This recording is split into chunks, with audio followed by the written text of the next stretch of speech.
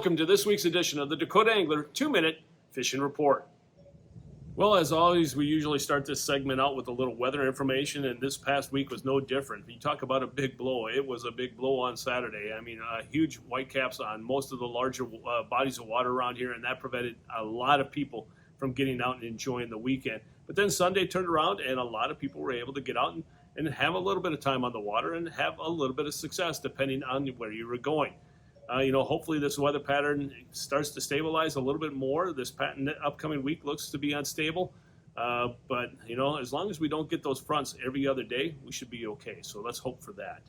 As far as the walleye bite is concerned around the area, it's been kind of slow. In the northeastern part of the state has definitely been better than down here in the southeast.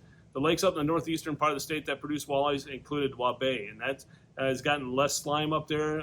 Don't be surprised, you're still going to come across with some of it, but it's not as bad as what it was. Bitter kind of slowed down a little bit. Otherwise, blue dog, midland, stink, long, reed, swan, goose, and big stone are all producing walleyes. And then down the southeastern part of the state, the lakes included Thompson. And again, that was dependent on the amount of wind. And then also a few being caught at Sinai, 81 Ponset. And that's been, again, a very tough bite.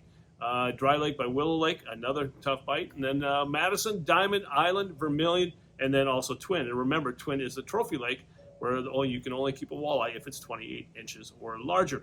Missouri River, the bite's definitely been getting better up and down the river. The further north you go, the bite has been best. But again, it should have been, especially down south, it's been showing signs of starting to turn on. Now, what have guys been doing to catch the walleye? On area lakes, it's been a lot of jigs and minnows yet. Jigs and swim baits have also done well in the shallows.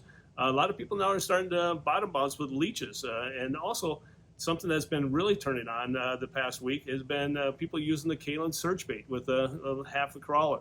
Whether or not it's a real crawler or an artificial crawler, it hasn't really mattered. So it's something to keep in mind. And now what people have been doing on the Missouri River, basically the same things that they've been doing the past week. Jigs and minnows, a lot of guys are switching over to pulling crankbaits. Like the Hornets, the Flicker Shads have all been working really well. But again, as I mentioned a little bit ago, the Kalen search bait has been really doing well. And the reason why is tungsten. It gets down quicker. You don't have to let out as much line. And you tip that with a leech or a crawler, and it's been doing quite well, to say the least. The crappie bite around the area hasn't fully taken off, even though they're starting to spawn around the area. Lakes that produce crappie include Enemy Swim, Pickerel, Kempeska, also a few being caught at Madison, Thompson, Ponset, and then also Pahoja down in northwest Iowa, but then also Wall and Beaver. And a lot of people will say, well, why Wall and Beaver? Well, they stocked them with crappies, about 1,000 adult crappies about a couple of weeks ago, and they're starting to turn on. Now, what have people been doing to catch the crappie? A lot of jigs and minnows underneath a bobber. Plain and simple, great way to fish, whether or not you're 4 years old or 40. Also, the Shiny Heine continues to produce crappies as well as bluegill. And then other jigs included fly jigs, like, for example, the Lindy Little Nipper, as well as the Northland Firefly jig, have all produced some crappies. So again, that bite should be getting better over the next, let's say, week or two. In this week's edition of Todd's Tackle Tips, we're going to talk about bottom bouncing. And the reason why we're going to talk about that is because it's starting to be that time of the year, but also that all our rods and combos are on sale this weekend. With being Memorial Day weekend, they're all going to be 20% off. And I want to highlight two combos that can be easily used for bottom bouncing. And I use one myself. They used to be called the Silver Max Reel, but now they're called the Max STX, easy for you to say. But again, the Abbott Garcia Max STX. They come in a bright orange color, so they're easily seen.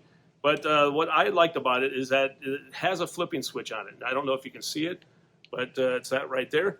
If when it's down in the regular mode, down like that, it just functions like a regular bait caster would, okay?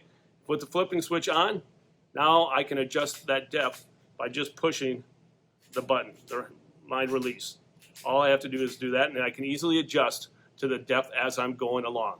These rods and reels are very popular, to say the least. This one here is on sale for $80 this weekend. And then also the other combo that's also on sale is the Max X combo from Abbott Garcia. It's red, so again, easily be seen, but it does not have the flipping switch on it. Both of these rods are going to be perfect bottom bouncer rods for people that don't want to spend a lot of money on a rod or a reel. And honestly, you don't need to. You don't need to have a sensitive rod because you're not going to have an ounce to 3 ounce bottom bouncer on the end of that rod. So you don't need the sensitivity. You just need something that's going to handle the big fish. And both of these rods would do that. So if you have questions about these rods, make sure you stop on by. If you're looking for an inexpensive combo, make sure you check out the Max STX combo. Even though it's orange, I think you're going to be very impressed with the performance of the rod as well as the reel. But also check out our other great selection of rods that you can use for bottom bouncing this summer, because this weekend, they're all 20% off. Now it's time to take a look at a few photos that you sent in to me this past week.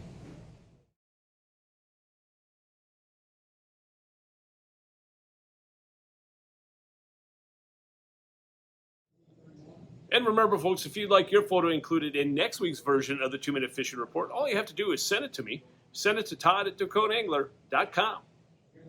And before we end this week's report, I want to remind you that this is Memorial Day coming up, and I want to wish all of you a happy Memorial Day and a safe weekend, to say the least. But also a reminder that all rods and combos that you see behind me are 20% off this weekend. And if you're a family that are looking to outfit your family with some new rods, we have some inexpensive combos around here, to say the least, anywhere from $15 to $25, even $30. So again, we have what you need. But remember, if you're looking for any type of rod or combo, stop on by here at the store this weekend and take advantage of the sale.